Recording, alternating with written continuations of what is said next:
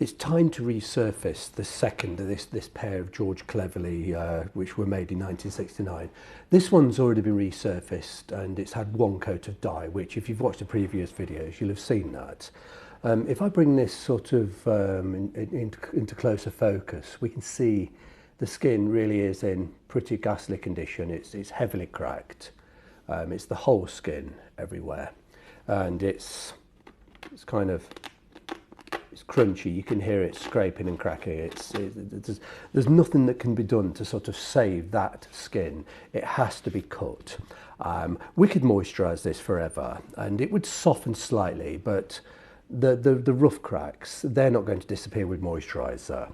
This one, if you've already watched the previous films, you will have seen me sort of resurface this skin and give it one coat of dye. It does need another coat, but if we bring it quite close, we can see that the skin's in very presentable condition on the surface. There's no, I say no, there are very few sort of cracks left, and it's much softer. When we scratch it with a nail, it doesn't crunch and scrape. This one crunches and scrapes. So what I'm going to be using is it will need at least 3 cuts, and this will take a lot of time. I'm going to do the first cut with 120 grit, wet and dry. Sandpaper tends to fall apart, and you really need engineer's papers. So it's quite sharp. I'll take a small bit, and it's a very slow process. You cannot just quickly rough over the whole shoe, cutting over the skin. I beg your pardon, cutting over the stitching. You can't sand and cut over the stitches. You have to work in circular motions. Actually, I need to fold that paper to make a cleaner edge. I can't touch the stitching. Actually that's too big. Let me just snap that big end off. I need a small piece. The piece I had there was too flared. That's only about 10 or 12 millimeters wide. I can control that much better. Let me just go a little bit closer to the stitching. There's a row of stitching around here. It's just a very slow process. This will take hours and hours and hours, but it does work. This one's probably had between 15 and 20 hours worth of sanding, and it's came out very smooth. It does need another coat of dye, and it looks rather matte. It almost looks like suede, but that's normal when the shoe's been dyed. And I'll probably film the second process of the dyeing and that one. But yeah, I just wanted to show you where we begin, and I'm right at the very, very, very beginning of an extremely long and tedious process here. It's taken some of it away, but it's just one of those very repetitive processes. You can't really do this in one hit. It takes too long. Actually, to be fair, this pair of shoes were truly, truly awful. They were so bad. If there weren't a special maker like George Cleverley, they wouldn't be worth repairing. They were made for a very famous client, who turned out to be, it was actually Prince Rupert Lowenstein, who was the original owner of these shoes. Lowenstein was the financial manager of the Rolling Stones. I've got quite a few pairs of his shoes. When he died, I managed to get a lot of his old George Cleverley.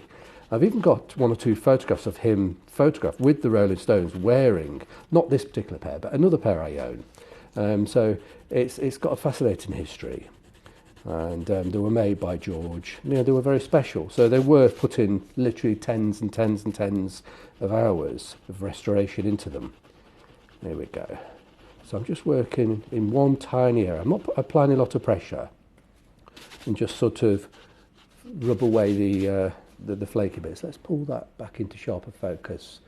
You see, yeah, quite a lot of there's a huge amount still to go, but you can just see it starting to take shape, it becomes like almost like buckskin underneath. After you've gone over the whole shoe, it's got a slight, very fine nap to it. But we use different papers. This is the very first cut. This is 120 grit.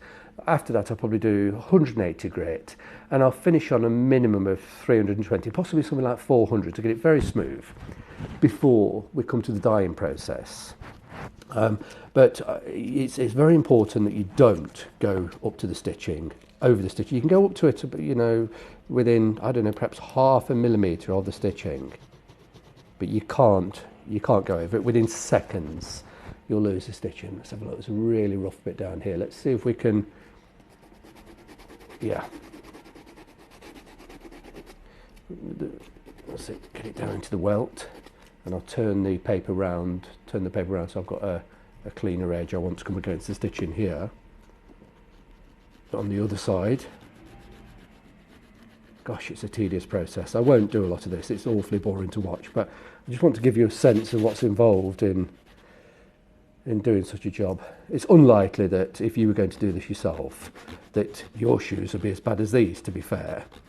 It's never an easy job, never a quick job, but these were one of the more extreme. So it's just a case of going over the whole shoe. Take many, many, many hours. I won't do it in one go. I might do 20 minutes, half an hour, put it down, forget about it, and then come back to it later or another day. It's so tedious and so repetitive, and quite frankly, it makes my fingers sore. I try to wear gloves. The gloves can be a bit clumsy, but yeah, it does make my fingers sore. I've not got tough skin on my hands.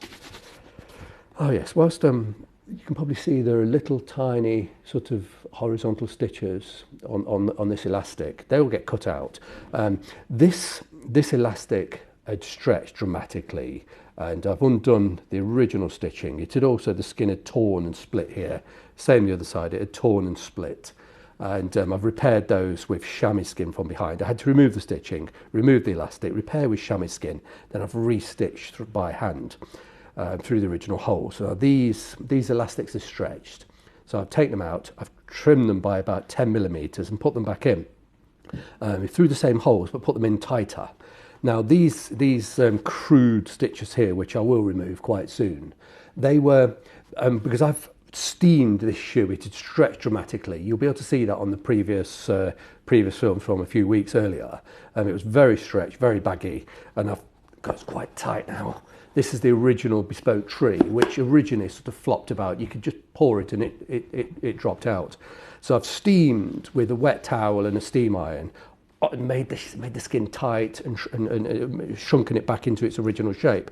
But I needed to keep a lot of tension in this area. If I'd have steamed this with just the elastic, the skins would have pulled away. These lines would no longer be straight. The skin would have shrunken, and the elastic would have stretched. So these are just crude stitches, just to keep the elastic in place. And so the tension on the shrink was on these crude stitches, not on the elastic. As I say, I'll just quickly cut those and peel those out. I'm going to stop here. I want to keep these films as short as we can, not to make them tedious. Just wanted to show you the process of beginning to cut the surface. We'll come back to this one, but I'll also come back to that one. That one needs a lot more dyeing, and it would need moisturising and then final polishing. This one will be finished very soon. We'll probably be at least a month before that particular shoe gets finished.